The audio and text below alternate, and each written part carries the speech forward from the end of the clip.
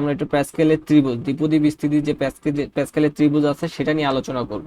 তো দ্বিপদী বিস্তৃতিতে যে প্যাসকেলের ত্রিভুজটা গঠিত হয় জিনিসটা হচ্ছে এরকম, প্রথমে এখানে 1 লিখতে হয়, তারপরে নিচের লাইনে 1 এর ঠিক দুই পাশে হচ্ছে 1 1 লিখবো, অর্থাৎ লেফট হ্যান্ড সাইডে 1 লিখবো, এই সাইডে হচ্ছে 1 লিখবো।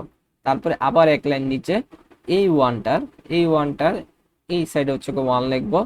এরপরে এই 1 আর এই ওয়ানটা আর এই ওয়ানটার এই দুইটা ওয়ানের যোগফল হচ্ছে 2, 2টা লিখবো মাঝখানে। আবার এই ওয়ানের পরে লিখবো হচ্ছে 1, আবার এই ওয়ানের এই পাশে লিখবো 1। এখন এই দুইটা যোগফল কত? এই দুইটা যোগফল হচ্ছে আমাদের 3। আবার এই দুইটা যোগফল কত? 3, এদের মাঝখানে লিখবো। আবার লাস্টে যা হচ্ছে কত? 1। আবার এই পাশে হচ্ছে 1, এই দুইটা যোগফল হচ্ছে আমাদের 4, এটা মাঝখানে লিখবো। এই দুইটা যোগফল হচ্ছে 6, এটা এখানে লিখবো। এই দুইটা যোগফল হচ্ছে 4, এটা এখানে লিখবো। আবার এখানে 1 লিখবো। এটা কন্টিনিউয়াস প্রসেস, এভাবে চলতেই থাকবে। এই দুইটা যোগফল 1 আর 4 এর যোগফল হচ্ছে 5, 4 আর 6 যোগফল হচ্ছে 10, 6 আর 4 এর যোগফল হচ্ছে 10, 4 আর 1 এর যোগফল হচ্ছে 5, আর এটা হচ্ছে 1। এবং এটা দেখতে একটা ত্রিভুজ শেপের মতো হয়ে গেছে আর কি।